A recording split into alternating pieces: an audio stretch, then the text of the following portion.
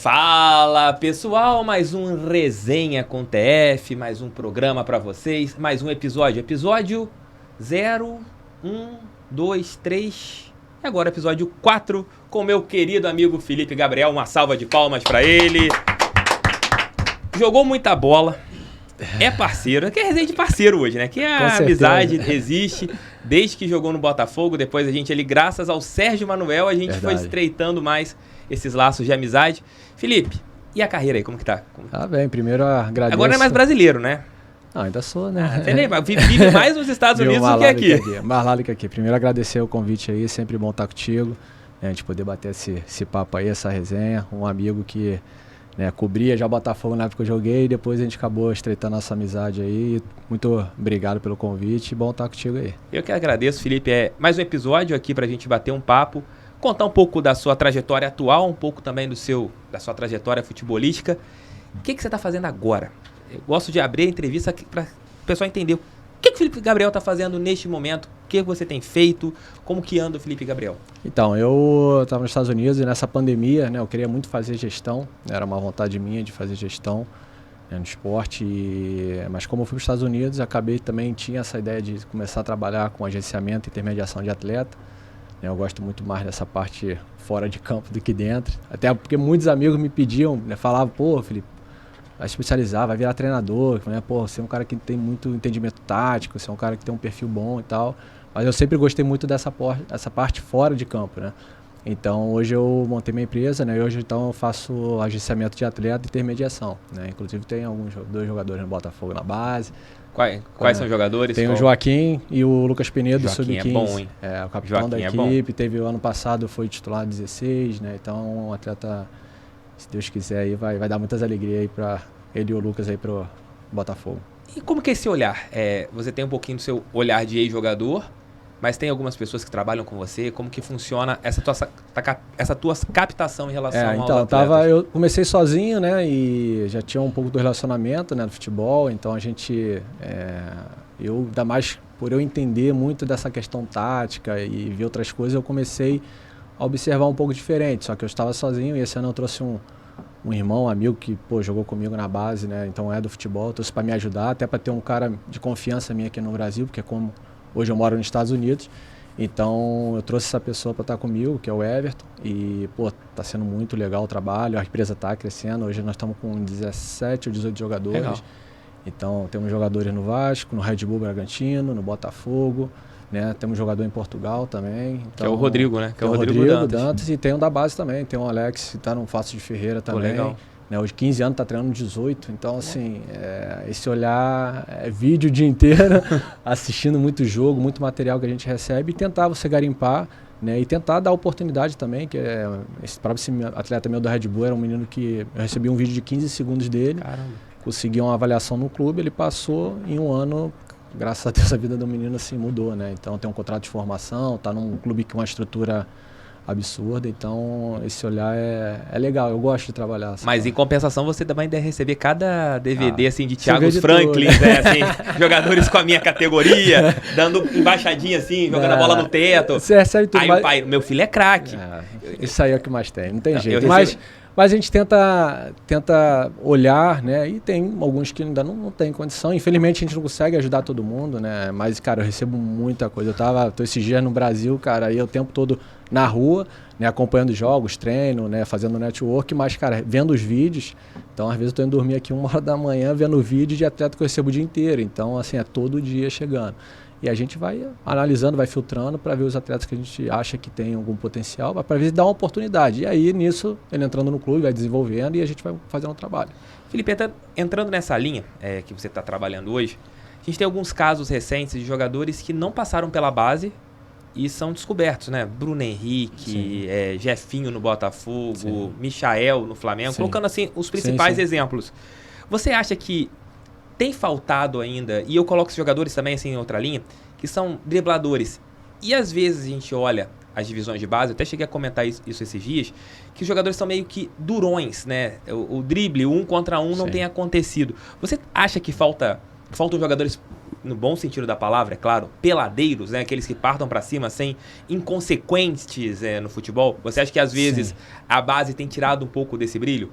Eu acho que o mercado em geral, né, hoje, exemplo, você vai procurar um atleta hoje, primeira coisa que o pessoal pergunta é a altura. Um goleiro com abaixo de 90, você já não tem no mercado. Não, tem que ser acima de 90 hoje, porque o futebol hoje está virando muito comercial, né? Então, os clubes querem revelar para poder vender, né? Tem, principalmente aqui no Brasil, que essa situação financeira dos clubes e é onde que o Botafogo hoje virou SAF, mas até então depende da base realmente para você poder sobreviver, senão é difícil. Então, se você não formar...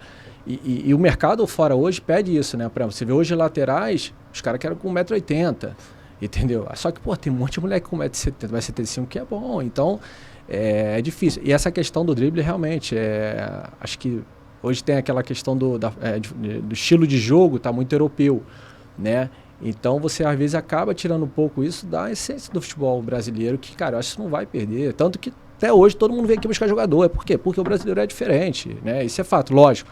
Você tem que se adaptar, né, ao futebol europeu. Tanto que muito quando vão para a Europa, você pode ver que muda muito. O Gerson saiu do Fluminense de uma forma. Quando ele volta de outra, por quê? Você vai se adaptando à cultura, à parte tática, mas você não pode perder a tua essência, entendeu? Então, você acha que está perdendo essa essência? Um pouco. Você conversa com seus jogadores, assim, os mais ofensivos, não perca a essência, parta para cima? Cara, liberdade. Dentro do, né, que o treinador pede, né, porque, né, se tiver o próprio Michael, eu acho que é o último que você vê você vê o estilo do Michael peladeiro. Só que, ao mesmo tempo, ele aprendeu a jogar o jogo taticamente. Então, o Castro fala muito isso do Jefinho no Botafogo, né? Que ele tá aprendendo também justamente, que era um jogador do 1 contra 1, do diferente. E é o que está se destacando. É o cara que você pega hoje que você, espera alguma coisa do Jefinho. Por quê? Porque ele tem 1 contra 1, né? O restante são, excelentes jogadores que o Botafogo tem aí, mas assim, o Jefinho, ele é o diferente, é o que você pode esperar uma coisa diferente. É o caso do Neymar, entendeu? Então, assim, quantos Neymar nós temos hoje? O Rafinha. Rafinha, que agora o Vinícius Júnior. Vinícius Júnior, são jogadores que têm um jeito de jogar diferente. Justamente. E eu sinto muita falta disso, porque a tua geração, a minha geração, a gente começou a ver os jogadores lá atrás, anos 80, final dos anos 80, início dos anos 90, jogadores dribladores. Sim. Denner. Edilson, entre outros, né? Tô colocando assim só os principais. Sávio, Denilson, muitos jogadores assim. E hoje você para analisar, claro que você tem jogadores que tem essa categoria, mas você olha às vezes um jogo de um sub-17, de um sub-20, e eu fico assim, caraca, não tem um jogador que pegue a bola e parta para cima. Sim. É tudo assim, pega, estilo tático.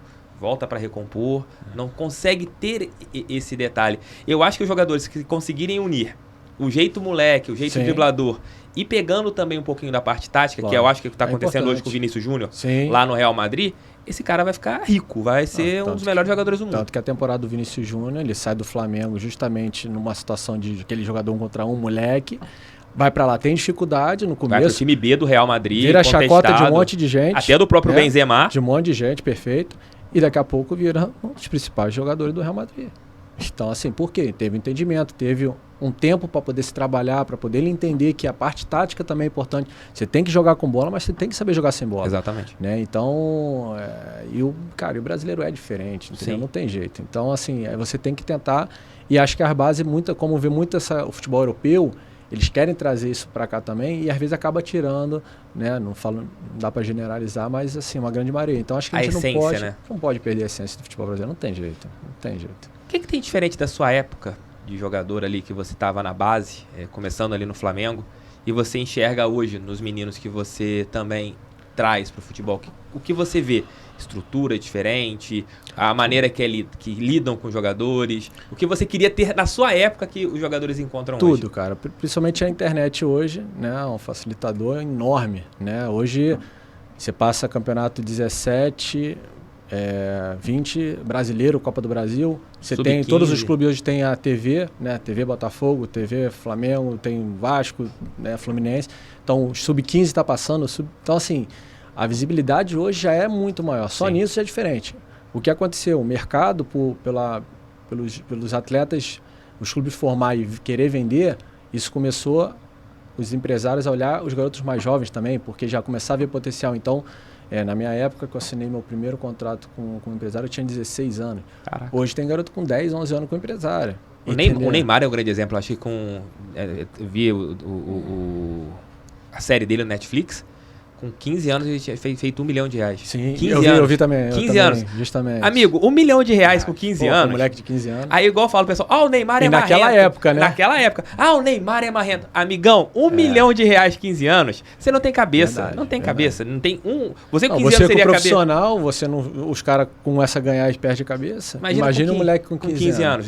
Domando o Justamente. Santos. É difícil. Então, assim, o futebol aconteceu, né, muito isso. A gente começou a olhar os garotos já muito cedo, né? Então já começa o empresário aqui, começa aqui, né? E começa a disputa já desde cedo. Então isso tudo também é diferente da nossa época, né? A visibilidade de internet também, que é uma coisa que hoje é fantástica, né? Então, esse trabalho já vem desde cedo, né? Então, assim, isso mudou muito, né? E o próprio futebol, antigamente você tinha espaço, né? O cara técnico conseguia jogar. Eu mesmo, quando eu comecei a jogar, eu joguei de uma maneira. Quando eu fui pro Japão, meu estilo de jogo mudou completamente. E eu volto melhor. No Botafogo, uma posição diferente, né? Entendeu? O pessoal, quando eu joguei de volante, o pessoal, o Felipe era segundo atacante, jogava de meio atacante, nunca marcou ninguém. E tem jogo no Botafogo, eu joguei de primeiro volante. marcando o Felipe do Vasco. Jogou até de lateral direito. Joguei lateral direito, joguei de atacante. Só não joguei de goleiro e zagueiro. Mas, assim, então, é justamente isso. Você vai pro Japão, peguei um treinador que, cara, fantástico, que, me ajudou em todos os sentidos, me deu confiança. Começando no jogo, daqui a pouco ele, Felipe, segundo volante. Primeira vez que eu jogava. Eu falei, caraca, nunca joguei. Treinador Oswaldo, né? Oswaldo Oliveira. Segundo volante, eu falei, caraca, eu nunca joguei segundo volante, mas aí quando eu peguei o jogo, que eu vi o jogo de frente, aí você tem uma qualidade técnica melhor, cara, tu começa a ver o jogo de frente e fala, caraca, que delícia jogar aqui. Eu falei, vou ter que marcar, tem que dar uns carrinhos, beleza, mas a bola vai estar no meu pé. Mas você joga, Então, assim, foi muito bom pra mim, entendeu? Então, assim, o futebol hoje mudou. E eu acredito que daqui a 5, 6 anos, né, 7, vai estar já diferente do que está hoje. Hoje o futebol está muito mais competitivo, muito tático, entendeu? Então, assim, você tem que se adaptar, mas você, como você falou, acho que você não pode perder a tua essência, o drible, né, a qualidade do brasileiro, que ela é diferente, não tem jeito. Seu começo lá no Flamengo, como que foi, assim, a sua primeira oportunidade como profissional? Quem era a sua referência? Qual jogador assim, que você, primeira vez, entra dentro de campo para começar a jogar, aí você, caraca, tô jogando do lado desse cara aqui, é meu ídolo, como que, tô aqui rápido, como que tá acontecendo então, minha referência como atleta, né, eu fiz a minha base inteira no Flamengo, com 9 anos de idade eu entrei no Flamengo, então fui até os 21, foi quando eu saí, né, minha primeira saída. O Zico sempre foi a minha maior referência, né? Eu sempre via, meu avô flamenguista doente, via todos os vídeos do Zico e tudo. Então foi a minha maior referência como atleta. Depois eu conheci como ser humano e é um cara fantástico. Tanto que as torcidas do Vasco, Botafogo, Fluminense... Eu me assustei com o Zico uma vez, assim. Ser entrevistado, mas esse fato tem que ser colocado aqui. Eu, quando o Jefferson se aposentou, eu peguei vários depoimentos. E um deles foi do Zico. Sim. Cara, eu mandei fiz um pedido pro Zico. Ele me respondeu, perguntou: você é o Thiago lá do GE? Falei, GE, mas eu falo só pro Botafogo. Como você tá vendo o negócio aqui, meu filho? Aí ele, me conhecia, cara, assim, bizarramente, ele sabia quem eu era, me atendeu. Não, ele eu não conheço o Zico pessoalmente, mas parece ser um então cara foi, gente boa demais. E quando eu tive meu primeiro jogo profissional foi um Flamengo e Vasco, né? Eu tinha 19 anos, Maracanã, acho que era 80 mil pessoas. Então, assim... E nessa época não tinha um moleque de 16, 17 ainda, né? Era o que eu falo, com 19, 20 que era, é novo ainda, tá jogando. E foi na época que eu subi. E eu, primeiro bola, fiz um gol, fui muito bem na partida. Gostava de meter gol no Vasco, Botafogo, tu mete hat-trick. Mas assim, então eu fui muito bem nessa minha primeira partida e aquilo, né? Moleque novo, cria da Gávea. Então assim, deu um boom enorme. Aí começa a comparação com o Zico, essas todas. Então, mas teve 2 caras no Flamengo que me ajudaram muito, que eram os caras experientes, foi o Zinho e o Junior Baiano. Cara, foram 2 caras diferentes, mas, cara, que o Zinho puxava a fila em físico e era o cara mais velho e eu já gostava também. Então foi um cara que, conversou muito comigo, sempre me ajudou. E o Baiano também me dava, Felipe, irmão, faz o que você tá fazendo no treino, vai pra cima, a gente tá aqui. Então, assim, foram caras que me ajudaram muito nessa minha adaptação, nessa transição minha dos juniores pro profissional. E aí as coisas foram acontecendo. Você acha que a imprensa pegou muito pesado com você naqueles casos que você chegou a ter vomitar nos jogos? Você acha que ela foi muito agressiva com o menino que estava começando a carreira? Então, eu tive dois lances, um foi dentro do jogo, né, e um no vestiário, numa Copa do Brasil, foram os 2 lances que eu tive. E qualquer coisa que você faz, assim, cara, as pessoas começam a rotular, a marcar, entendeu? As próprias lesões, é o que eu falo, minhas lesões foram todas lesões sérias, não foram lesão muscular, lesão, cruzado. Eu tenho 3 cirurgias de cruzado. Infelizmente, é o que eu falo, são coisas que não dá pra você controlar. Uma você foi num treino. Né? Pô, foi num treino tranquilo de finalização, eu tinha que bloquear, eu bloqueei, a trava da chuteira prendeu no meião, empurrou a perna pra dentro, tudo certo. Caraca. Então, assim, tem coisas que não dá pra você controlar e ter. Não tem como. Então, agora, é trabalhar, dei a volta por cima, trabalhei. Quando eu fui pro Botafogo foi a mesma coisa. Né, o pessoal tinha aquela desconfiança, né? Cheguei, era do rival, queria do rival e Esse tal. é até um ponto que eu queria levantar com você, porque dificilmente um torcedor do Botafogo aceita Verdade. um jogador que vem do Flamengo. Sempre existe, o cara veio do Flamengo aqui, contra o Flamengo não vai se dedicar, não vai fazer nada.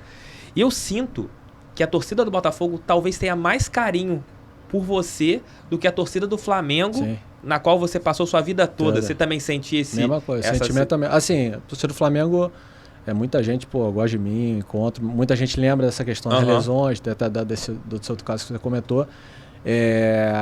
Cara, sou bem recebido. Até esses dias eu estava num evento, o pessoal do Flamengo, tipo, tiro foto. Lá em Orlando também tem um pessoal sempre, cara, numa boa. Mas realmente a torcida do Botafogo, assim, me abraçou de uma forma. Lógico, é o que eu te falei, meu primeiro jogo com o Botafogo foi contra o Americano, eu já fiz um gol. Então isso, de uma certa forma, te tira o pé. Depois contra o Vasco, tu mete 3. E aí teve um Duque de Caxias também que eu fiz o gol. Então, tipo assim, eu tinha 4 jogos do Botafogo, tinha 5 gols. Então, assim, isso de uma certa forma, a torcida começa a olhar, opa, calma aí, cara, ele voltou diferente, então a torcida me abraçou e as coisas foram acontecendo, cara. E a sua vinda, foram 2 tentativas, né? Em 2011 você justamente, quase veio, você treinou alguns dias, algumas semanas no Botafogo, e você não teve a negociação finalizada. Isso aconteceu em 2012, né? Que é a finalização dessa negociação. O que aconteceu ali em 2011 e também em 2012? Cara, eu não lembro agora o detalhe, eu não sei se foi algum treinador, alguma coisa que não concluiu, o Botafogo queria, mas teve alguma coisa, eu não sei te dizer ao certo. E aí eu vou pro Japão, e aí quando o Oswaldo acerta um Botafogo, eu tinha pego o tsunami em 2011 lá, eu fiquei sem minha família, fiquei 9 meses sem minha família, e cara, pra mim não tem como ficar longe da minha esposa, dos meus filhos, sempre fui muito família, valorizo demais. E eu falei, cara, eu preciso voltar. E larguei um contrato, assim, muito bom lá. Eu vim ganhando, me prometeram a metade. E quando eu cheguei, menos a metade. Então, e esse é real. E eu falei, cara, eu tô tranquilo. Eu falei, eu vou trabalhar, confio no meu trabalho, sei que eu tô bem e as coisas vão acontecer. Né? E tanto quando eu falei isso, eu falei, só que quando tiver uma renovação, vocês vão ter que me ajudar também. Né? Entendo a situação no clube, beleza. E, cara, eu acho que eu fiz, cara, 5 jogos, o Botafogo chegou uma proposta do Emirados pra mim. Aí eu botei na mesa, falei, cara, tem aí. Aí os caras foram, o Anderson Barra conduziu perfeitamente. Fiz contrato de 3 anos e meio, né? Aí prorroguei meu contrato, renovei. E, cara, graças a Deus as coisas andaram. No Flamengo você falou que você teve 2 jogadores ali que foram um campeão do mundo, que é o Zinho, o Júnior Baiano disputou a Copa do Mundo, jogador que também fala muito bem dele, o Dedé, né? O Dedé que diz que quando eles jogaram no Voltaço, ali foi uma sustentação para o Dedé virar o que ele virou como jogador. E você chega no 12 no Botafogo, né? E você tem ali já algumas referências. Primeiro o Louco Abreu. Sim. Jefferson, alguns jogadores já mais cascudos que o clube tinha. E no meio do ano chega o Seedorf. Eu vou te fazer uma pergunta que acho que ninguém te fez. Vamos lá. Se o Louco não tem um problema com o Oswaldo e fica no Botafogo, chega o Seedorf em julho, o que você acha que seria o vestiário do Botafogo com essas 2 peças juntas? Difícil. Difícil. Sinceramente, eu acho que não daria certo. Não daria certo.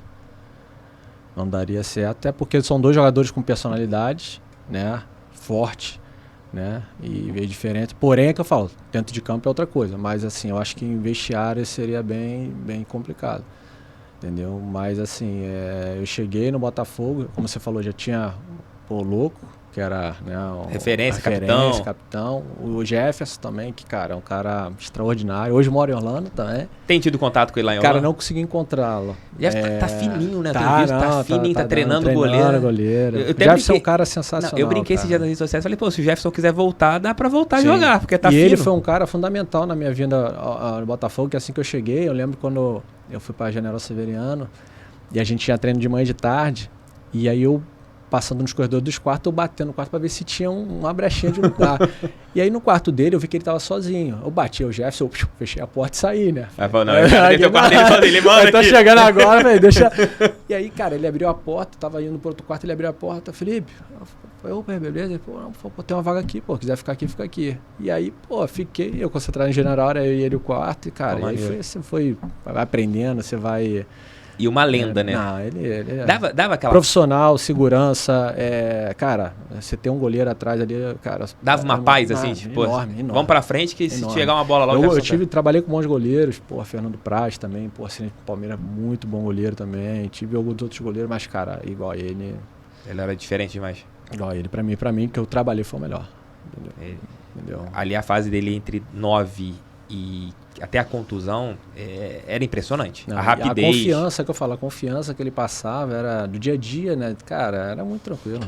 A gente sabia que lá atrás tinha um cara que é difícil de errar, e passava segurança pra gente, né? E, cara, um time com um goleiro desse jeito, né? Como hoje o Botafogo também tem um Gatito também, chegou o Lucas Perry, que também é um bom goleiro. Então, o goleiro é importante. Você não ter um goleiro... Já aconteceu com você, Felipe, de, você não precisa falar, se você quiser falar o nome, você pode falar, mas se não quiser... Já aconteceu, mas não vou falar não. Como que era? Você, assim, o time era bom, aí você olhava pra trás, ai meu Deus do céu, se a bola for, já era, a gente ia tomar um gol. Já aconteceu, já. Mas como que é pro jogador? Como que é a comunicação de vocês ali? Não deixa chutar, pô, pelo amor de Deus, entendeu? A situação acontece, entendeu? E às vezes até era bom goleiro, mas às vezes não passava a segurança, entendeu? A confiança, entendeu? Então, cara, o goleiro é fundamental. É fundamental. Se não tiver um goleiro, vai dar. Mas voltando ao lado do Seedorf e também do Louco ali. Então, assim, o Louco, né, era um cara... engraçado que uma vez eu tava... Assim que eu cheguei, o primeiro jogo o Louco não jogou. Não sei se ele tava na seleção e jogou eu e o William. O William Totin. Esse aí jogou bonito, eu hein? E ele. É bonito, hein? Esse é uma figuraça. E jogou eu e ele, né? E aí eu, fiz o gol e tal. Aí eu lembro que quando eu cheguei no G1 no dia seguinte, aí ele falou, quando eu voltar, é um cruzamento no primeiro e 2 no segundo. Aí eu falei, tá, beleza. Então, assim, ele é um cara que realmente de presença de área absurda, né? Um cara que sabia... Era bom de relacionamento? Cara, assim, eu nunca vi problema, assim, com ele lá. Uma vez quando ele tem um jeito dele, uma vez eu tava no campo, aí roubei uma bola dele, ele me deu um empurrão, eu não entendi nada, eu olhei pra ele, fiquei assim. Mas depois nada, entendeu? Eu também nunca fui de guardar nada, não. Mas é um cara que era referência, né? Tinha era bem ativo no vestiário e tal. E aí o Seedorf chega, cara, e aí até foi uma surpresa muito grande. Minha abordagem a ele foi numa briga, acho que eu já contei isso já algumas vezes. Foi uma confusão que deu no treino no Márcio Azevedo, que ele foi cobrar o Márcio no treino. E, a imprensa tava toda, assim, perto. E aí ele queria resolver o negócio, que ele era disso, o Seedorf queria resolver. E agora, resolveu, acabou. Ele não guardava nada. Só que eu sabia que queria dar problema. Aí, não, a gente tem que resolver isso aqui. Aí quando ele tava indo lá em Saquarema, ele tá indo pro quarto. Aí eu, Seedorf. Aí ele olhou. Falei, posso trocar uma ideia com você? Não tinha ainda intimidade com ele, né? Falando com o cara ganhou tudo. Falei, rapaz, eu tô me metendo. Mas eu falei, cara, a situação é essa. A imprensa aqui é pouco diferente, né? Os caras ficam vendo onde tá o problema para poder criar uma situação, né? E, cara, hoje você é a nossa referência. Então, se você dá uma dura no Márcio hoje, que a torcida já pegava um pouco no pé, o primeiro erro que o Márcio tiver no jogo, todo mundo vai ao Márcio. E outra, isso aqui vai sair daqui a pouco no GE. No GE aí, vai acontecer. Cara, não deu outro. Ele foi pro quarto, aí, pum, saiu no Globo Esporte. Aí ele foi, aí ele olhou pra mim, aí ele falou, bem que tu falou, né? Aí ali eu acho que ele sentiu confiança. O moleque, chamei ele, acho que depois de ter sido o primeiro jogador que chamou ele pra uma conversa. E ele falou, cara, acho que o cara quer me ajudar, né? Então, aí começamos a trocar. E aí ele queria reunião, aí às vezes o cara tá de saco cheio. Felipe, não, tu tem que ir pra reunião. Aí eu ia nos caras, conversava, fazia assim. Eu falei, cara, vamos conversar, vamos tentar resolver isso pra poder... Mas assim, cara, a maioria das coisas que ele falava, cara, tinha sentido, entendeu? Só que a gente brasileiro tem a questão da vaidade, a questão de encher o saco, né? E são pequenos detalhes que fazem a diferença. Eu aprendi demais com esse cara. Na sua carreira, você fora Japão e Palmeiras, eu acho que dá pra colocar, você teve salários em dia na sua carreira, em algum momento, nos clubes que você passou, ou sempre Botafogo, Vasco, Flamengo, sempre com salários atrasados. Portuguesa. Cara, pelo que pareça, o Flamengo foi o clube que eu acho que cara, eu posso estar falando algumas, mas acho que eu não me lembro de ter recebido em dia. Entendeu? O Botafogo teve um período que estava em dia, mas depois já começou a situação complicar. A Portuguesa recebi rigorosamente em dia. Caramba. Foi antes do caso do Deu com o Everton. do Inclusive o Everton, quando eu joguei lá, o Everton já jogava comigo, já, né? Era Edno, Jonas, já tinha um ponto. E, cara, sempre em dia, tudo, não tive Certinho. um problema. O Vasco também não tive um problema. Entendeu? Então, assim, o Flamengo e o Botafogo foram os clubes que... Né? E aí, até o Emirados Árabes foi a mesma coisa. Quando eu me machuco lá, eu fiquei quase 4 meses. No Al-Sarraj que você jogou. Então, assim, também tive esse problema também, tanto que eu fui à justiça, tive que ir 4 meses sem salário e tal. E como que é? Eu já tive atrasos onde eu trabalhei, mas assim, coisa pequena, nada assim absurdo. Mas como que é para um jogador, você não é só o Felipe, pai, esposa, mãe, primo, assim, é uma empresa que você tem atrás de você. Sim. Como que é para um jogador profissional ter os salários atrasados? Porque assim, eu te faço essa pergunta porque o torcedor às vezes não entende.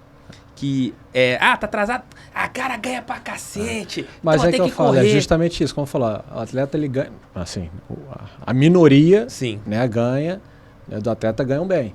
Só que o padrão de vida dele sobe. Por exemplo, ele vai morar aqui na Barra, o condomínio é caro. É um absurdo.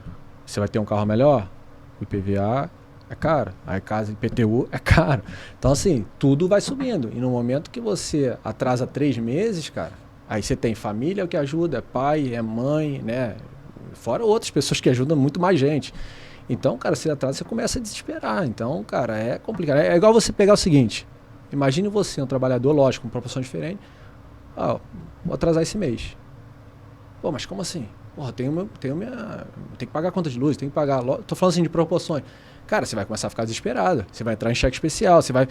É a mesma coisa. Eu, a primeira vez quando eu subi o Flamengo, eu ganhava R$1.500. Então, assim, aí você vem morar pra Barra. Qual ano que foi? 2005. Eu subi... Meu primeiro jogo contra o Vasco, eu ganhava R$1.500. Então, assim, aí tu vem pra cá, pra Barra. Aí eu renovei meu contrato. Esse jogo do Vasco eu renovei meu contrato. Aí você vem pra cá, pra Barra. Beleza, pô, aí tu passa, sei lá, vai pra 10, 15. Pô, do caramba. Só que é o seguinte, agora você vai pagar aluguel na Barra. Agora você tem que pagar a condomínio. Que não era os R$1.500, era que mais não que... era mais. E aí, como é que você faz? Aí atrasa 2, 3 meses. Foi a primeira vez que eu fiz 3 cheques na minha vida. Eu falei, cara, eu fiquei desesperado.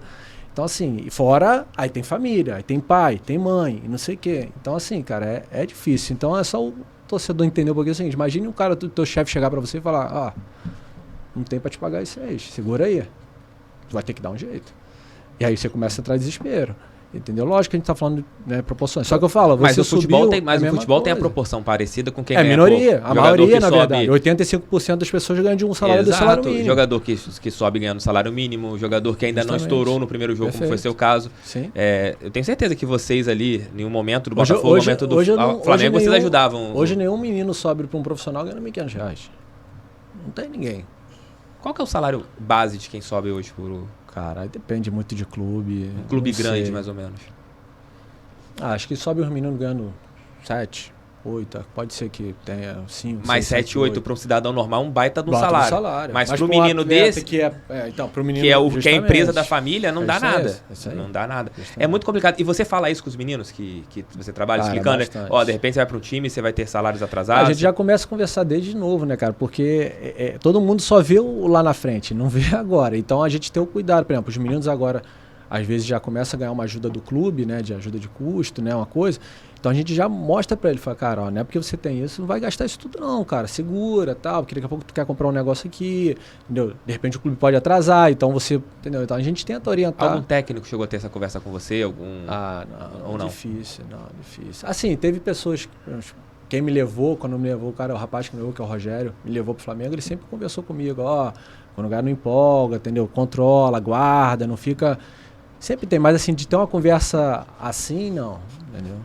Eu lembro muito bem, que falam do Tele Santana, né? O Tele que era um cara que chamava o jogador, o cara chegava com um carrão, carrão? Sim. Já comprou sua casa?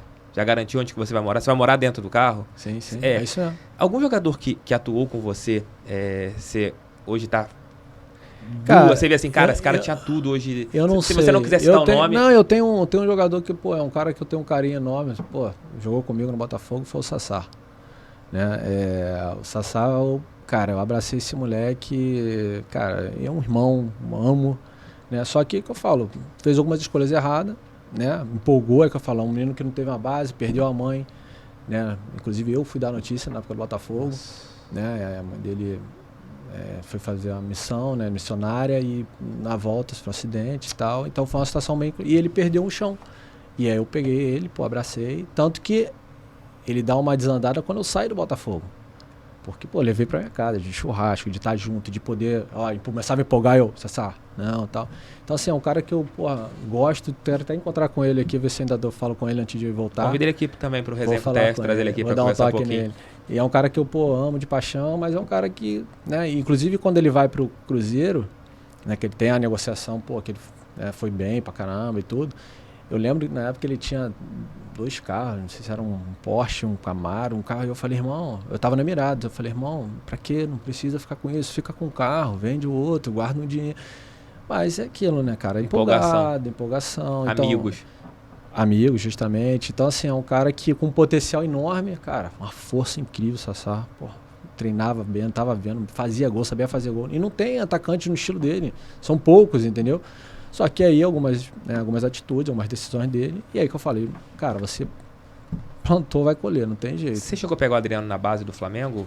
Peguei, mas o Adriano era 8-2, o Adriano acho que 8-2, 3 anos de diferença, mas eu lembro do Adriano, entendeu? Ele já era lateral esquerdo na época, não era nem atacante. Ele jogou a seleção sub-17, ele chegou aí como lateral esquerdo. Aí acho que o Carlinhos, que foi um treinador nosso também depois de juniores, que botou ele na frente e o negócio... Everton tá me corrigindo ali. Pode falar. Já foi como centroavante, né? Um pouco antes que ele muda, né? O Carlinhos que muda ainda. Ele era lateral, ele falou, eles não... treinavam no campo do lado, assim, deles, né? Então ele mudou, ele botou de atacante e aí, meu irmão, foi embora. O Adriano é um caso, né? Parecido, né? Com o Sassá, mas pelo menos ele conseguiu guardar um dinheiro. Conseguiu guardar um dinheiro. Jogou nesse se não tivesse guardado também. Entendeu? Mas é um caso que eu acho que o Adriano poderia ter ido muito mais longe, principalmente na seleção que não tinha mais um atacante, ele poderia ter ainda sido por anos aí o 9 nosso aí que... Não, eu acho que existe, né? A geração da Copa de 2014 era pra ter naquele time ali. Sim. Kaká, Sim. Ronaldinho, Adriano, talvez o Ronaldo, porque a gente pega o Cristiano Ronaldo, o Ronaldo teria 34, 35 Sim. anos ali. E caiu tudo em cima de meninos. A gente não teve uma transição de uma Copa de 2010 para 2014. Até a passada mesmo, você vê que é o Neymar. E agora que começa, né? Hoje tem o Vinícius Júnior, que fez uma temporada incrível. O Rafinha aqui do nada, né? Assim, quem acompanha o Leeds lá. E aí, o moleque hoje tá no Barcelona. Então hoje você tem um pouco dos atletas para poder transição e dividir um pouco mais, porque... você tem mais defesa com o Thiago Silva com 38 anos, você tem o Bremer chegando ali, você tem outros jogadores chegando para uma lateral, você tem pro ataque e outros jogadores também chegando. Não, acho que o próprio Marquinhos. Um jogador tem 30 anos. Eu acho que você tem que ter essa transição, porque senão, cara, uma hora sofre, não tem jeito. Você sentia falta disso às vezes nos clubes? Por exemplo, você teve 2 jogadores que te abraçaram, mas de às vezes vocês serem colocados na fogueira, assim, total. O time vai cair. Não, vai jogar, coloca a molecada. Esse meu ano de 2005 foi um ano que o Flamengo, o Joel, veio pro Flamengo faltando 9 jogos, a gente tinha 77% de chance de cair. E aí de 9 jogos nós ganhamos 7 e empatamos 2. Então assim, ali eu tinha 19 anos. Né? Eu faço só em dezembro, então eu ainda tinha 19 anos. Era um garoto, era o 10 do Flamengo, entendeu? Então, e já vivendo todo esse turbilhão. Toda a pressão. Então, aquilo, você não tem uma estrutura, né? Graças a Deus eu tive, pais muito presentes, né? Minha mãe professora, então o negócio era bem firme lá em casa, mas tinha um suporte. Agora, e quem não tem? Cara, aí o cara começa a se perder, entendeu? A pressão, você poder lidar com a pressão. Fiz muito trabalho de psicólogo no clube, porque é muita mudança de salário, mudança de vida. Eu saí de Bom Sucesso, você vem pra Barra, entendeu? E aí você começa a jogar com os melhores. Tem que se controlar também em relação àquilo que você falou do Sassá, dos amigos que não são amigos vindo em cima. Porque todo mundo quer festa, quer o glamour, entendeu? E futebol não é só isso, cara, entendeu? Então, assim, eu sempre fui muito focado, entendeu? E ninguém nunca tirou meu foco. Então, assim, mas pouca gente são assim. E é normal, cara, acontecer. Não tem jeito. É que eu falo, o Qualquer cara não tem profissão. nada, daqui a pouco o cara passa a ter tudo, a facilidade de tudo. Qualquer profissão, acho Entendeu? que... Tu vai na churrascaria, não paga. Tu vai à boate, tu não vai pagar nada. Então, assim, cara, começa a ser... tem muita facilidade do cara que não tinha nada e passa a ter tudo. Então, cara, é difícil. Tem que ter essa transição que não é fácil. Você esteve na seleção de base e depois no Botafogo você chega na seleção principal. Sim. Foi uma surpresa você ter sido convocado? Cara, foi, eu não esperava. Eu não sabia que tinha, porque tinha sido adiado um jogo. Sim. E eu realmente não sabia. E, cara, esse dia foi mágico, Foi assim. 12, né? Que você foi? Foi 12. 12. Foi 12 e a gente tava num trem, tá até um chuvoso. Um trem normal, daqui a pouco o Oswaldo juntou no meio e falou que 3 atletas do Botafogo. E o Lucas já vinha e o Jefferson já vinha. Uhum. Já vinham sendo convocados, né? E aí ele falou, teve uma convocação e teve um atleta a mais que foi. Aí ele perguntou pro Antônio, Antônio, quem você acha que foi? O Antônio falou um falou eu e eu falei de novo, que eram atletas que estavam bem, era o Márcio Azevedo também, que estava numa fase... Aí os caras, não, o Felipe se foi colocado. Aí, pô, foi uma festa, não esperava e, cara... Foi para aquele super clássico das Super Américas. A final, foi na Bombonera. O Botafogo é meio que pênaltis. Brasil, né? Então o Cavalieri jogou esse jogo, né? O Jefferson ficou no banco. Isso, Cavalieri, tava o Neymar, tava o Paulinho. O Neymar é diferente? Diferente. Absurdo. E um cara gente boa, assim, cara. Eu lembro que a gente trocou na seleção, ele tinha acabado de ter o filho, né? Eu tava com um filho pequeno, a gente trocou algumas, né, ali. Cara, o treino de 2 toques, parece que ele dava 5 toques na bola. Eu falei, cara, não é possível, cara. 2 toques, ele consegue com o corpo te tirar, assim, com uma facilidade. Pô, teve uma hora que ele ataque contra a defesa, aí como tinha menos jogadores no banco, a gente fez uma linha de volante, zagueiro assim, né, e ataque. Pô, eu dei um carrinho, peguei na bola, peguei no pé dele, ele caiu, eu falei, rapaz, filho. Aí não volto mais. Mas aí nada, foi bom, foi tranquilo. É que todo mundo fala que ele é um cara super de trato, boa, né? Que de vendem, boa, talvez vendem uma imagem que não é do Neymar. Eu posso falar por mim, o contato que eu tive com ele na seleção, cara, o cara foi 10 comigo, não tem nada, me deixou super à vontade, pô, trocamos ideia. Cara... Outro nível, né? Então, assim, e diferente, totalmente diferente. Ele, pra mim, ele tinha tudo pra ser o melhor do mundo. Você acha que a chance dele ser melhor do mundo agora na Copa? Sim, eu acho que sim. Pra mim, no momento atual, ele é o melhor jogador do mundo. Hoje é o Neymar. Hoje, nesse corte cara, de setembro... um contra um dele é absurdo, não tem ninguém. Eu joguei contra o Messi no Mundial Sub-20, também absurdo, gênio, né? Mas um contra um do Neymar é uma coisa absurda.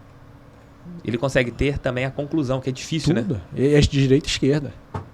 Entendeu? Ele tanto, se vai para a esquerda, pode ver, toda hora ele faz gol de esquerda aí, o tempo todo. Você acredita no Hexa? Cara, eu acredito, tô confiante, cara. Acho que nessas últimas, o Rafinha, o Vinícius Júnior com a temporada que fez aí também, o Antony também, né? Então, assim, fora os outros jogadores também que cresceram também, esse próprio Militão, né, virou titular do Real Madrid também, fez Paquetá, Fred, Casimiro, que é já mais experiente. Entendeu? Então, assim, eu acho que hoje o Brasil tem um time, eu acho que se o Neymar sair, pode sentir, mas você tem outras peças para... Antigamente a diferença era muito grande. Então hoje eu acredito sim que o Brasil possa... 18 foi muito em cima do Neymar, né? Sim. E eu acho que em 2022 ele vai ser, claro, o craque do time, mas você tem outros jogadores ali que apareceram, né? Que o Tite, há um ano, ele não tinha tantas opções para ponta. Tanto é que o jogo do Brasil não era um jogo aberto, era um jogo mais por dentro, né? Porque você não tinha jogadores para... Ele teve que mudar. Tanto é que no jogo que vai acontecer, né? Pra quem tá... Gente, olha só. Eu não minto pro meu público. A gente tá gravando essa entrevista aqui na quarta-feira, tá entrando no ar na segunda, já aconteceu o amistoso do Brasil. E provavelmente o Tite jogou com Casimiro, Paquetá, Neymar, Rafinha, Vinícius Júnior e Richarlison. Um time totalmente ofensivo. Sim. Eu não esperava que o Tite fizesse isso tão próximo à Copa do Mundo, assim, mudasse tanto a sua maneira de jogar, porque era Casimiro e Fred, né? Mas hoje é pelos momentos que esses atletas vivem nos clubes, né? Pô, o Antony vai pro Manchester, o Rafinha, Barcelona, né? O Richarlison pro Tottenham. Então, assim, a evolução é nítida desses atletas e com isso dá opções pro Tite. Sim. Eu acho que vai ter até difícil para ele poder ver quem que ele vai levar aí, né? Então... Felipe Gabriel jogando hoje, naquele auge ali, Botafogo de 2012, você acha que tinha chances de conseguir uma vaga na seleção? Estaria jogando... O teu futebol te levaria para jogar em uma equipe de alto nível no futebol europeu? Eu acho que sim. Eu acho que se eu conseguisse manter o que eu vinha mantendo no Botafogo, eu acho que eu teria chance de poder estar teria uma transferência para a Europa. E lá, é que eu falo, você está jogando com os maiores jogadores do mundo inteiro e o teu nível cresce ainda mais. Foi o que aconteceu no Botafogo. A gente tinha um time muito bom, a garotada subiu, começa a treinar com um nível técnico bom, isso vai evoluindo, vai crescendo todo mundo. E a mesma coisa fora. Quando o atleta vai para lá, não tenho dúvida agora com o Rafinha jogando hoje no Barcelona, o nível dele ainda vai crescendo ainda mais. Então isso é fato. Então eu acredito que poderia... não sei hoje, né? Eu já tô com 36, né? Não sei hoje, mas de repente... Dá pra estar jogando até hoje, com 36 dá pra jogar ainda. Sim, tem muito jogador jogando aí, o Nenê tá com 31, mas hoje, 41. Mas hoje né, a galera fala que 36 já tá velho já, né? Então assim, mas acho que de repente a última Copa, acho que poderia ter essa chance caso fosse por um outro caminho, né?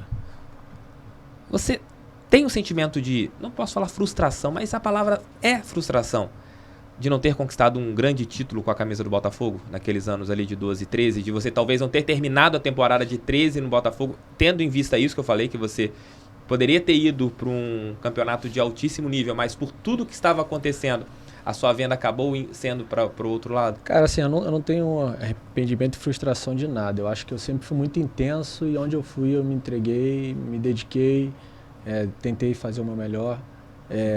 A situação no Botafogo era uma situação Botafogo complicada. Eu nem sabia que eu estava negociado. A verdade é essa. Eu estava indo para academia e o Sidney me chamou, falou: te negociamos e tal. Eu falei: mas como assim me negociaram? Eu falei: não, que a situação tá complicada e tal. Eu falei: tá, mas o Oswaldo sabe? Eu falei: não. Que é isso? Eu falei: mas como assim o Oswaldo não nem sabe? Nem você nem sabia, nem o... Aí eu falei: calma aí, cara. Eu falei: deixa eu primeiro falar com o Oswaldo. O Oswaldo foi o cara que me trouxe, um cara que... E se ele não sabe, eu fui lá no vestiário. Falei: você, parei e tal, a situação é essa. Ele falou: não, mas pô, ninguém me falou nada, isso aqui. E já tinha acontecido uma outra situação com outro atleta também, que ninguém falou. Pode falar, você pode contar a história. Do Márcio Azevedo foi a mesma coisa. Negociaram o Márcio, não falaram nada e, pelo menos assim, é o que eu sei. Pô, o Oswaldo não sabia, o Márcio tava voando e não comentaram. O Márcio tinha sido 12, no caso. Foi 12. 12? Foi não, 13, não. Ou foi começo de 13. Foi 13, depois o Carioca. Aí veio o Júlio César que veio também. Então foi essa situação também que eu não sabia. Não, foi 12, Marcelo em 12. Eu sei que depois veio o Júlio. E aí também o Oswaldo também não sabia e tal. Então aconteceu a segunda vez. Entendi a situação, né? Até porque... Mas você não tinha nem acertado a parte salarial. Não, tinha nada. Mas se você não quisesse, por exemplo? Não, aí ia travar. Tanto que eu falei: calma aí, gente. Tem outro caso. O Rafael Marques também foi a mesma coisa em 14. Eu não lembro como é que foi. Rafael também foi algo parecido. Negociaram, se vira aí pra... Eles falaram, eu falei: calma aí, gente. Eu falei: calma aí, eu não tô sabendo de nada, tá? E fui falar, eu falei: não, cara, a situação é essa. Não, eu tenho 50% sem negociar. E foi, né, conversando. Então, assim, mas eu não esperava. Eu cheguei tranquilaço. E no dia o negócio tudo começou a tomar uma proporção muito grande e tal. Aí estendeu ainda 2 semanas isso e tal. E você não jogava mais? Você não chegou a jogar? Não, joguei. Chegou a jogar? Joguei. Aí teve uma parada que foi, não sei se da Copa das Confederações ou Copa América, ia ter no meio do ano. E aí teve um jogo contra a Ponte Preta. Confederações. Da Confederações. E aí foi o último jogo na Ponte Preta, foi lá. E nós ganhamos esse jogo 2-1. E pô, fizemos uma jogada do gol lá, eu meti, o Rafael Sidolf se bateu de primeiro, um golaço. E lá foi... Parecia que estava tudo realmente resolvendo. E lá que eu me despedi da galera, falei: não sei.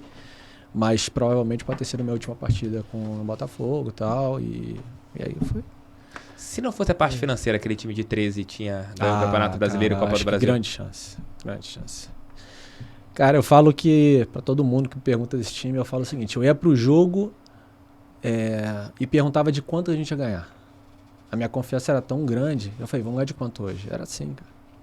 E pra você ter essa postura e você jogar, Corinthians fora, Internacional fora, cara, o time dos caras era absurdo, entendeu? Então, assim, é porque a confiança tava muito lá em cima, né?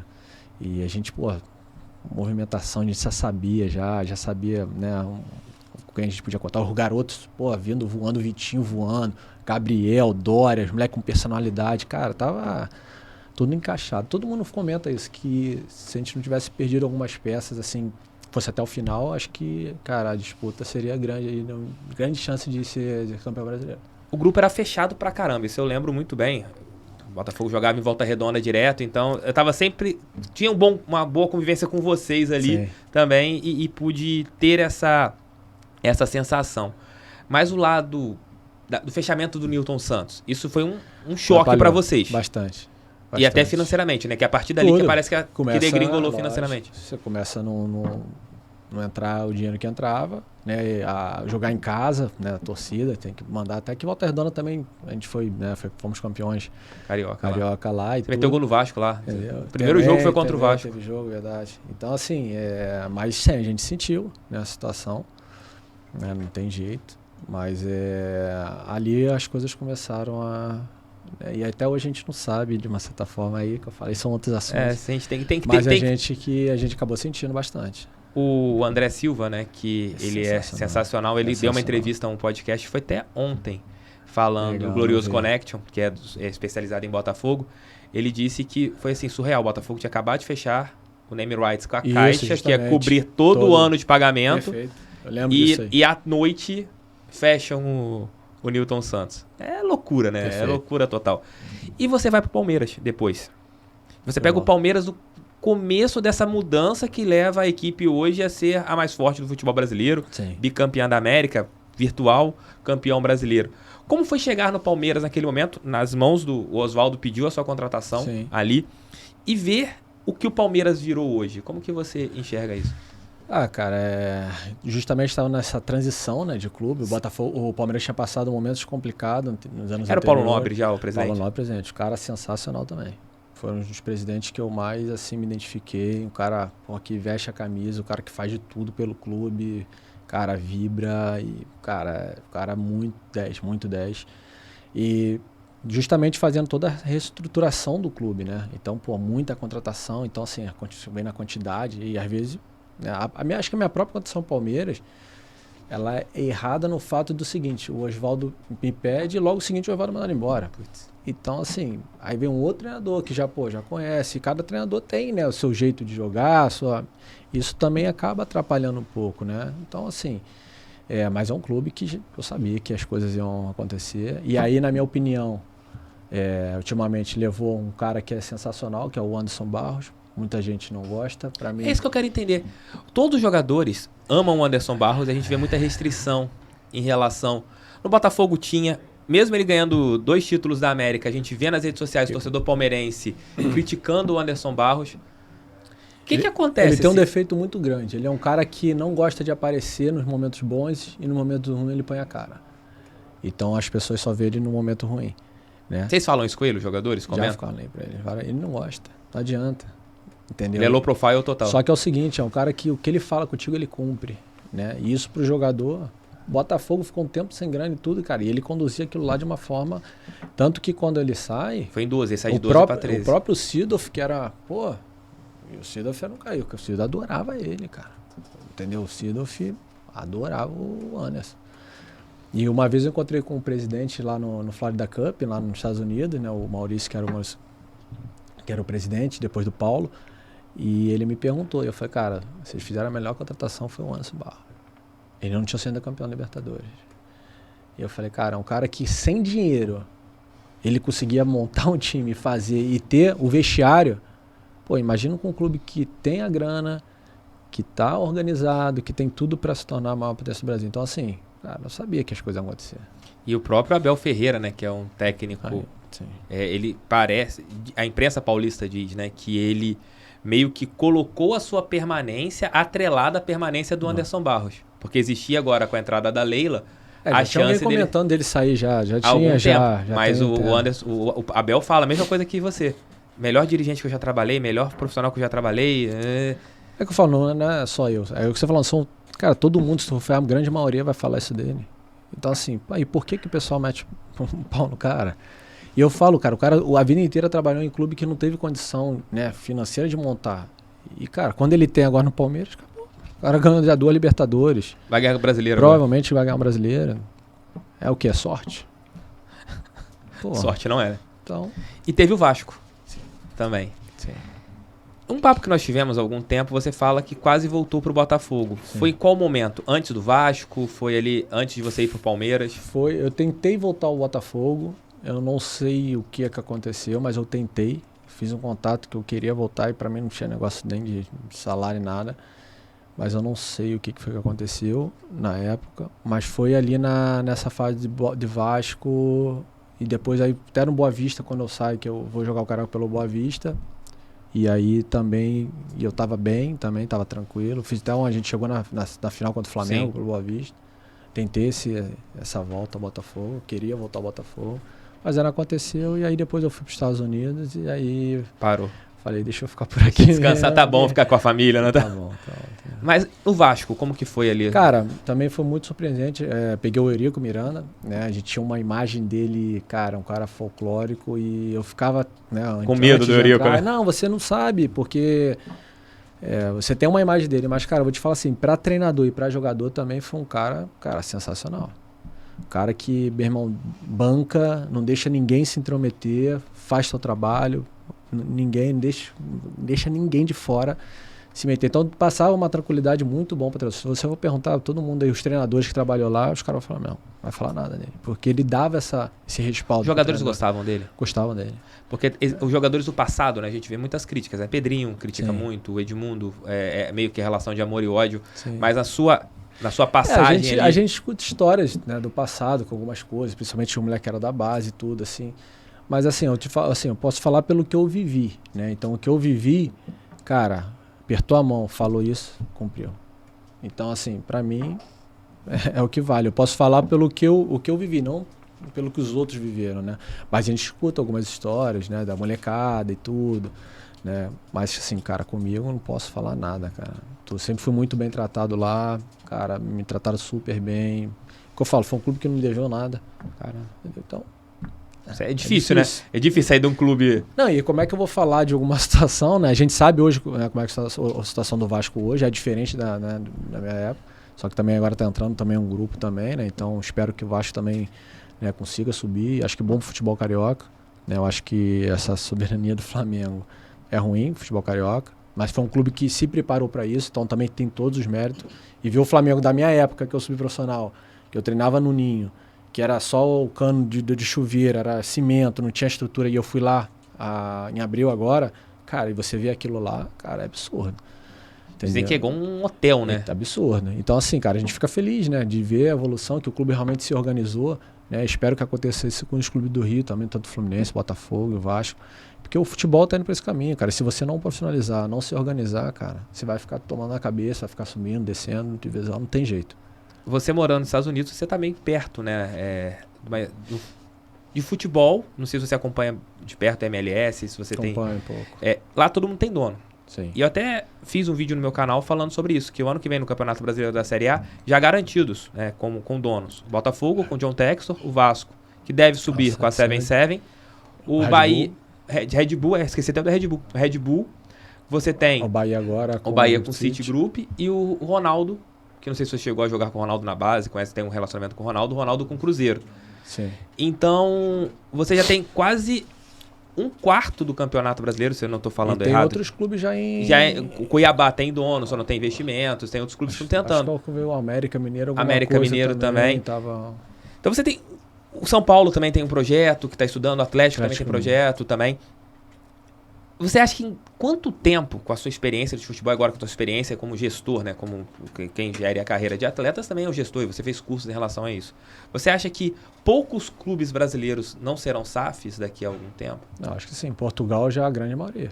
Portugal, acho que os clubes de segunda e terceira liga já estão quase tudo SAF. Acho que a tendência do futebol é essa. É você profissionalizar, e tem que ser, cara. Senão, é o que eu falo, não tem como, cara. O que eu falo, futebol envolve muita grana. Entendeu? E se você não profissionalizar, não ter gente séria, vai ter dificuldade. Né? A gente vê um monte de clube que eram, né, viviam em Série A, B, hoje na quarta, terceira divisão, porque não são profissionais. E o contrário, você pega o Atlético Paranaense, que há 10 anos caiu para a segunda divisão. Justamente. Hoje está numa final de Libertadores e tem um baita do estádio, um baita do CT. Não tem um time tecnicamente. Se você pega o time do Atlético Paranaense e compara com os outros, não é um time que é tecnicamente muito forte. Mas só que tem que, pela estrutura, o jogador acaba... Você deve ter visto isso na carreira. O Cuiabá é um clube que tem isso aí, que vem já lá de fazendo, vem subindo, divisão. O América Mineiro, Mineiro que pode também, ir novamente para uma Libertadores América, tá brigando então, ali. Então, cara, não tem jeito. O futebol tem que ir para esse... Né, tá indo para esse caminho, né, no Brasil. Lógico que aqui no Brasil tem a questão da paixão do torcedor, que isso acaba, às vezes, né, conselheiro pra caramba, essas coisas todas, que depende, né, de muita coisa para você se tornar um pouco mais difícil. Mas o futebol, o caminho é esse, não tem... E é que eu falo, imagina o Botafogo hoje sem a SAF. Como é que estaria a situação do Botafogo? Com certeza estaria brigando na parte de baixo. Agora, o torcedor tem que ter a paciência, né? Não é porque entrou o dinheiro que é... vai ser o campeão. Não, cara. Isso é um processo. Primeiro, o Botafogo não tinha um time de primeira divisão. Você tem que trazer um monte de jogador. E outra, então, um monte de jogador que joga em vários lugares diferentes. Até você conseguir fazer, né? Junto com o entendimento do treinador, né? Que foi escolhido, foi o Luiz Castro. Para poder fazer... arrumar, e aí agora hoje você já vê o Botafogo com um padrão de jogo melhor. Lógico, trouxe jogadores de qualidade, mas você hoje já vê um padrão. Até um tempo atrás estava difícil de você ainda ver, porque ainda chegando o jogador e mudança, aí machuca. O Botafogo machucou um monte de jogadores. 12 jogadores de caixa. Então, assim, você ainda perde jogadores. Então, cara, é difícil você... Não dá para você jogar tudo a culpa só no treinador. E é um processo. Eu acredito que no próximo ano, aí o Botafogo, a tendência é ficar na primeira, de repente buscar alguma Libertadores Sul-Americana. Você começar a fazer contratações pontuais, né? Então você não vai fazer a quantidade de contratações que fez, entendeu? Então eu tenho certeza disso. E fora isso, com o João Tex tem a questão de pegar jogador, levou lá para a Bélgica agora 3 jogadores, Oyama, levou 5. Então, levou 3 que eram da equipe B, o Riquelme, Então isso também, de uma certa forma, é bom, porque tá valorizando também, você só não tá deixando os caras aqui, você tá levando para fora. Isso entendeu? é bom, o Felipe, por exemplo, essa situação de multiclubes. O jogador que, por exemplo, tem uma proposta do Botafogo, uma proposta do Fluminense, vamos colocar assim. Ele realmente enxerga, o Botafogo eu posso jogar aqui, mas o cara é dono do Lyon, o cara é dono do Crystal Palace, o cara tem ligações aí com outros clubes, de repente, se eu não me der muito bem, eu posso jogar até na Bélgica, que vou ganhar em euro. Isso pesa em uma negociação? Você, como um empresário, você aconselharia um jogador a jogar no Botafogo por causa disso? Acho que você tem. Dependendo do que você tem na mão, se você tem um clube que ele tem outras frentes, né, para você. E a tendência é que o cara que é dono desse clube não vai querer desvalorizar a tua mercadoria. Então ele vai tentar desvalorizar. Foi que alguns jogadores não estavam sendo tão aproveitados, ele mandou para a Bélgica. Ele está na Europa, está sendo visto, está sendo valorizado. Entendeu? Agora, quais são os clubes que podem fazer isso? Poucos. Pouquíssimos, né? Isso é bom, né, no caso. Para mim, eu acho bom. Entendeu? E tu acha que ele vai querer perder dinheiro? Tu acha que ele vai querer contratar um jogador para não dar certo? Então ele tem que valorizar a peça. Porque muitas vezes o contratar, aí vem outro treinador. Os que eles contratou já não serve, traz mais. Daqui a pouco o clube está com 30 e poucos jogadores, aí tu tem que ficar emprestando com uma folha salarial enorme. Então... Eu quero ir para o caminho um pouco, agora até um pouco mais complicado, que a gente tem visto muitas coisas em relação a apostas esportivas. Muitas coisas. E o meio do futebol você tem ali Série A, Série B, Série C, Série D, e mais Série C de Manaus, do Campeonato Amazonense, Série C do Rio de Janeiro. E você trabalha com meninos. Como que você faz? Você chega a conversar com eles em relação a estes problemas que podem acontecer? Porque hoje a manipulação não é apenas no... vai perder o jogo. Não, você pode manipular, tomar um cartão amarelo, ser expulso. Sim. Você chega a conversar, você assim, você vê algum jogo e pensa assim, isso aqui tá muito estranho. Você também, como um ex-jogador, você nota algumas coisas em relação a isso? A gente acaba sabendo de muitos casos. Eu peguei uma situação, né, segurança, fui ver um jogo de Série D do Brasileiro e tinha um cara de aposta com computador e as segurança tiraram ele do estádio. Entendeu? Então, assim, não sei, é difícil, cara. Então, assim, eu te confesso que eu nunca fiz, né, não gosto. Mas é que eu falo. Mas você conversa com os meninos em relação a isso? Ou ainda não? Não, ainda não conversei. A maioria dos meninos é 15, assim, mas é um assunto que realmente a partir do 17 já começa a aparecer então, ali. Justamente, começa os campeonatos brasileiros, Copa do Brasil, então...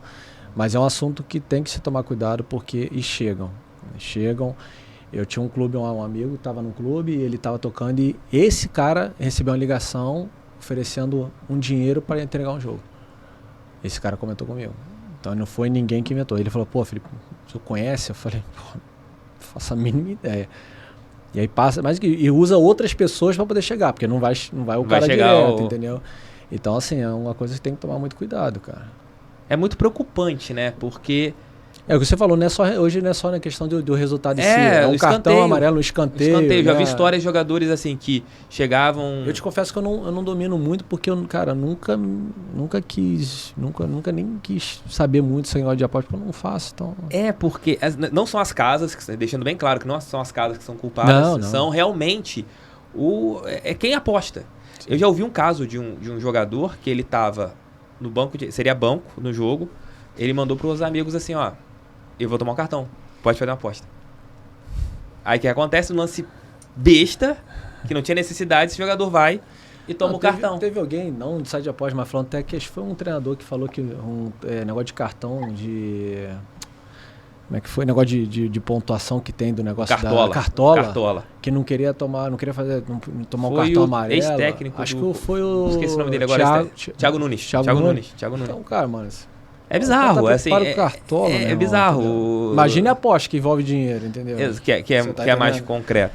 Então é difícil. É Felipe, você falou que tá com um parceiro, né? No seu projeto, que é um amigo. Sim. Vem cá, Everton, vem cá rapidinho. Assim, vem cá, vai falar aqui no meu microfone um pouquinho. Eu quero que você fale um pouquinho sobre o Felipe Gabriel. Ixi, como que você conheceu. Capricha aí, moleque. Pode baixar aí. Tá aparecendo aqui. Boa tarde, pessoal. Cara, falar do Felipe é fácil, né, cara? É um amigo que eu conheci quando eu tinha 9 anos de idade, né? A gente, 9 anos. Né? A gente começou junto no Flamengo. Começamos juntos no Flamengo, jogamos juntos até os 16, 17 ali, juvenil. A gente sempre teve uma relação muito boa dentro do clube, né? E essa relação acabou se estendendo para fora, né?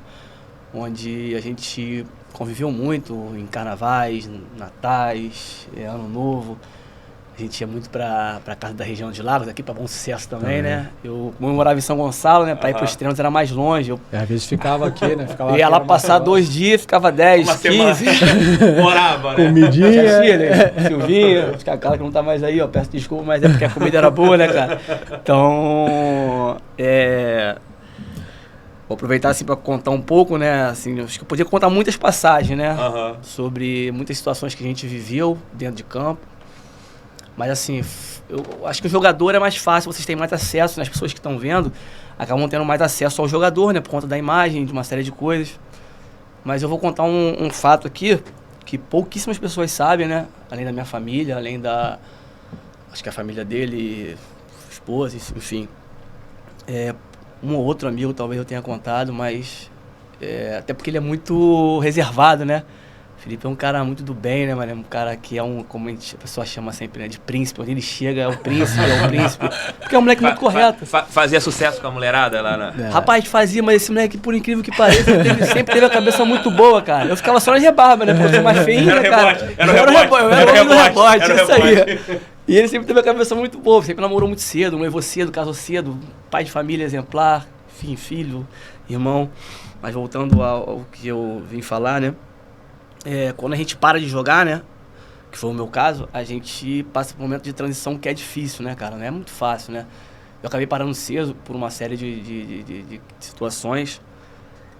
E numa dessas situações, assim, a gente fica meio sem norte, né? Aí eu liguei pra ele vai lembrar acho, desse fato, né? Tem bastante tempo, mas acredito que ele vai lembrar.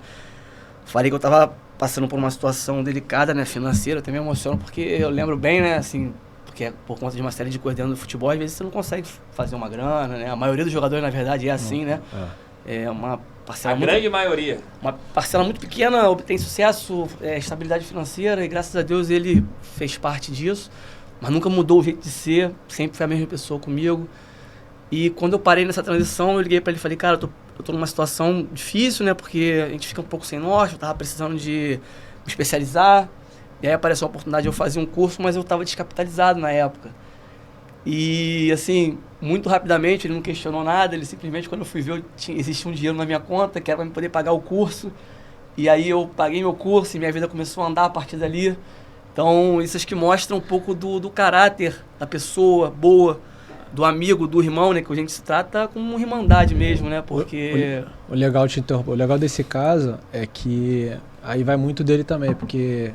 Ele fez o curso e ele falou, concluí ele me ligou, ó, arrumei um emprego. Então, assim, a gente sempre teve essa troca. Então, assim, não foi simplesmente eu fiz por ter dado dinheiro. Não, tipo assim, ele fez, ele, arrumou um emprego. Quando ele perdeu o emprego, ele me ligou de novo. Aí depois ele arrumou. Então, a gente sempre teve essa troca, né? Então, assim, não é só simplesmente você chegar e dar, não, beleza, eu te ajudei. Não, mas a gente, assim, por mais a gente estar distante, até porque eu fui jogar fora, mas a gente sempre teve presente em mensagem e tá falando. Então, assim, eu lembro muito bem desse caso aí. E que bom, cara, que eu falo, de certa forma, pude ajudá-lo, né? E a gente conserva essa nossa amizade, como eu te falei, por 9 anos de idade, né? Nós estamos com 36. Quase 30 anos. Entendeu? São muitos anos. É difícil hoje, né? Então, é muito difícil. Então, no mundo do futebol, principalmente no mundo do futebol, né? Então, assim, talvez seja meu maior amigo no mundo do futebol. Tem outros, tem o Vinícius Pacheco também, que é um cara 10 também. Outros amigos que a gente ficava... Difícil de ficar falando de um, senão daqui a pouco esquece dos outros. Mas ele foi um cara que frequentou minha casa, tá junto. E quando eu precisei agora nesse outro lado, né? Eu nos Estados Unidos, e eu falei, cara, eu preciso ter alguém para me ajudar, né? Porque deixar a molecada solta aqui, com o jeito que o futebol tá hoje. Os leões, né? Falei, ela tem que ter alguém para cuidar dos meninos, né? E foi a primeira pessoa que veio, né? E eu falei, cara, e foi num momento também, né? Que não veio ao caso, mas, cara, graças a Deus estamos juntos aí, tô bastante feliz, né? E estamos nesse processo junto. E só para finalizar, só para mais um minutinho, não vou tomar muito tempo de vocês, né? Eu recebi até um áudio agora que eu até compartilhei com ele, né? De um amigo meu, mas conhece o Felipe também, que é o Paulinho, muito gente fina. E a gente, numa troca, a gente, até hoje mesmo, ele falou, né, cara, que o Felipe, ele tinha, uma série de pessoas que ele poderia ter convidado para fazê-lo, né? Pessoas com mais influências, enfim. Uma série de outros atributos que poderiam ajudar a empresa. Sim, também, mas ele acabou optando por mim, né, pela irmandade, pelo potencial que ele enxergava, pelo caráter que ele sempre fala, né, que eu sempre tive, sempre mostrei com ele, né. Eu falo que eu aprendi, tem uma frase que eu aprendi que é você contrate caráter e treine habilidade. Então, isso serve muito para ele, ainda mais nesse mundo do futebol. Eu preciso ter alguém de confiança, né, e a nossa amizade fala por si só, então eu precisava de um cara que eu poderia confiar, que eu posso levar numa reunião e você falar de números e o cara, sei que não vai sair nada, vai vazar nada. Então, e outro, você vai treinando, entendeu? E acho que é assim que é a vida, é de você se aproximar de pessoas realmente que você gosta. É difícil, cara, né? Não só no mundo do futebol, mas você confiar em alguém hoje é muito complicado, né? Ainda mais no mundo que a gente vive. Sim. Né? Um quer passar por cima do outro. Né? E esse cara aí foi um cara que eu escolhi pra gente poder caminhar junto aí. Espero que a gente tenha muito sucesso. Não, brasileiro, não. Momento. Você é irmão mesmo, cara. Irmão de vida, irmão da bola. Homenagem pra você aí que a gente preparou, que você é um cara muito do bem. Nada, obrigado, irmão. Que é isso. Voltando pro nosso... Teve um momento... imitei agora um pouquinho Fausto Silva, Gugu Liberato, aquele momento de fazer o convidado se emocionar, tá lá, tá até com os olhos lacrimejados. A gente aprende isso aqui. Tá certo. Não, mas obrigado. Foi bom. Arquivo confidencial aqui, ao vivaço, no Resenha com TF. Qual o melhor técnico que você já trabalhou, Oswaldo? Oswaldo Oliveira, Paulo Tuori também, um cara fantástico também, é a mesma linha, né? O Dorival Júnior também foi um cara... E é engraçado, a gente às vezes fala só do treinador que a gente trabalhou. O Dorival Júnior, quando o Paulo Tuori sai do Cruzeiro, ele assume, né? E o time do Cruzeiro tinha muitos jogadores. E aí pintou Isso que ano? Isso em 2007. Eu vou pro Cruzeiro em 2007. E aí ele chega e muda. Eu era titular e eu vou pro banco. Às vezes fiquei até no terceiro time, mas continuei trabalhando, treinando. E aí até foi quando eu vou para Portugal, porque aí o Cruzeiro tinha uma parceria com o clube em Portugal. O presidente foi lá e me viu jogar, gostou, queria me levar. Eu falei, cara, se eu não for jogar nos próximos jogos, se o Cruzeiro liberar, eu vou. E eu não tive uma sequência com o Dorival, mas um cara, correto, trabalho. Então, tipo assim, é muito fácil quando, foi treinado porque você jogou. O Dorival Júnior foi um cara que eu não joguei muito. E é um cara que é um excelente treinador, excelente caráter, pessoas, tem uma gestão de grupo muito boa. Esse você acha que é o sucesso que ele conseguiu no Flamengo, essa gestão de grupo? Sem dúvida. O futebol hoje, se você só souber de campo e não souber gerir pessoas, esquece. Pra mim, eu acho que é 50-50, entendeu? Tem gente que sabe muito de campo, mas você não sabe gerir pessoas. E aí, meu irmão, não tem jeito. Você já teve algum técnico, sem citar nomes, se você quiser citar, melhor ainda, né? Melhor ainda. melhor ainda. Mas algum técnico que você chegava assim pra treinar e falava assim, caraca, esse cara não sabe nada de futebol. Como que esse cara tem o sucesso que tem? Como que esse cara trabalha assim? Não, saber nada não. Mas assim, é um cara que... Você tem umas referências, você pega alguns que não tem. E aí, aliás, se não souber nada, assim, não é que não soube nada. Não é do nível dos outros, né? Mas às vezes é o que eu falo, sabe gerir pessoas. Então você ainda consegue. O problema é quando você pega e não sabe gerir. Já teve muito caso de técnico que não sabia gerir? Já tem, muitos. Então, assim, é complicado. Então eu falo, acho que na vida em geral, cara, hoje com empresa, se não souber gerir pessoas, cara, não tem como dar certo, cara. Entendeu? Ninguém vai te abraçar, ninguém vai correr por você, ninguém vai... Se você não sabe, se você não é correto, né? E eu tô falando, não é gerir, não é de... É você ser correto, é você... Pô, o próprio Oswaldo no Botafogo não tinha nenhum que gostava, porque sabia gerir. Além de saber dentro de campo, sabia gerir. E o Oswaldo é um caso clássico, né? Em 2012, sou botafoguense e era o que eu mais via. Ele não ia ficar. Fora Oswaldo. Ele não ia ficar. O Oswaldo não ia 12 ficar. Para 13, o Maurício não ia bancar o Oswaldo. Quem bancou foi os jogadores. De 12 para 13? Quem bancou foi os jogadores. O Oswaldo não ia ficar. E os jogadores, porque sabia quem estava ali, como ele funcionava. Como que foi isso internamente? Não, ele não ia ficar. Estava quase certo, não ia ficar. E os jogadores, todo mundo, né? Não pode. Pô, não pode sair, pode sair. E aí é que eu falo, aí o cara fica e as coisas acontecem. É campeão carioca, volta a classificar para Libertadores. Então, assim, cara. Se o Elkson é o que é hoje, é graças ao Oswaldo, né? Que o Oswaldo colocou o Elkson em 2012 de centroavante. Eu tive com o Elkson lá em Orlando também, a gente esteve junto também quando ele foi lá. E o Elkson não queria jogar. O Elkson não queria jogar de 9. Aí ele falou, não, eu quero brigar na minha posição. E o Oswaldo insistiu. Pô, a gente perdeu o Louco, perdeu o Herrera. O Rafa não chegou no Botafogo ainda. E aí a gente ficou sem atacante. O Rafa já tava. Só que tem que não tava fazendo gols. Não, tava naquele momento. Mas acho que ele tava chegando ainda. E aí a gente teve jogo que a gente ficou sem atacante. Sim. E aí ele pediu ao Elkson entrou no jogo. Aí teve um jogo que o Elkson entrou, fez 2 gols. Aí, meu irmão, não saiu da linha aí, foi vendido pra fora. Hoje tá. E o Elkson falou isso, acho que eu já vi uma entrevista do Elkson falando que ele agradece muito ao Oswaldo de ter insistido, né? Minha posição, eu fui meio atacante, daqui a pouco o cara me chama de jogar de volante. Pô, Botafogo eu joguei primeiro volante. Pô, joguei na final de lateral direito. E o Oswaldo, quando me botou num jogo de lateral esquerdo, eu comecei na minha, de aberto, lá no Japão. Aí ele me trouxe no jogo, ele me trouxe pra segundo volante. Aí eu falei, poxa, que já tava acostumado a jogar de segundo volante, daqui a pouco ele, Felipe, lateral esquerda. Eu olhei pra ele, falei, lateral esquerda? Ele falou, lateral esquerda, que eu quero que saia por aqui e tal, não sei o que. Pô, e pior que eu roubei a bola, fiz a jogada, saiu o gol. Aí eu falei, pô, professor, não, lateral esquerda, no intervalo, acabou o jogo, acabou. Eu falei, professor, pô, volante, beleza, agora lateral esquerda não dá. Aí ele falou, aí numa final de campeonato contra o Urawa Red, lateral esquerda. Eu roubo a bola, lanço o cara cruza o gol, ganhar um título lá. Aí eu falei, caraca, meu irmão. Então, assim, o cara tem. Você acha que ele é menos valorizado aqui no Brasil do que ele deveria ser? Cara, hoje é difícil falar, né? Algumas coisas vão acontecendo no meio, né? Mas o Oswaldo, cara, no Japão tem uma biografia dele lá. O cara ganhou tudo, ganhou acho que 5 anos que ele ganhou 8 ou 9 títulos, cara. Eu ganhei 3 com ele, eu fiquei 2 anos. Você tá entendendo? Então, assim, o cara não ganhou à toa, né? Então. É que futebol, assim, pra eles vão cansando muita coisa, né? E o Oswaldo é um cara que respira futebol 24 horas. Eu não sei como é que ele deve estar. Tá doido. Esse tempo aí você tava doido. Oswaldo, eu te mandei uma mensagem. Quero você aqui no Resenha com o TF também. Eu vou tentar falar com ele, vou tentar te dar essa ajuda aí. Tenta ser o meio de ligação. Vou tentar te dar essa ajuda. Mas ele, cara, é sensacional. Então, assim, e é um cara que sabia gerir muito, né, cara? Então...